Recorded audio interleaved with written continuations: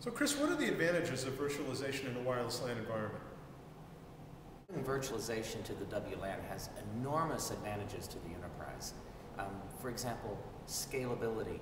No longer are you bound by a small controller, a small server, but rather you are only bound by the size of the data center, and VMware makes all of that possible. So by bringing virtualization to the WLAN, you trigger all sorts of scale advantages for the WLAN in terms of number of users, in terms of number of access points. But it goes beyond that. In a traditional controller-based architecture, you are always tethered to the local area network in terms of control for the WLAN. In virtualization, you completely free that up. No longer are you bound by having the control on the local area network. In virtualization, that control can exist anywhere, and that control can be across a public or private wide area network. So along with the scalability advantages, bringing virtualization to the WLAN brings you flexibility on the control options. You can do that from anywhere. Along with virtualization, we talk about a distributed data plane. Why is that important? Underlying the virtualization of the WLAN or the VWLAN is the concept of a distributed data plane. A distributed data plane is incredibly important in a virtualized world. The key advantage of a distributed data plane is that security is imposed at the access point. In a traditional controller-based architecture, all of that unwanted traffic is brought through your local area network to that controller, and then that controller takes a decision on that.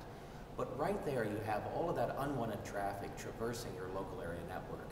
In a distributed data plane on which VWLAN is based, all of that security happens at the access point. There's a stateful firewall at the access point, eliminating that unwanted traffic coming into the network.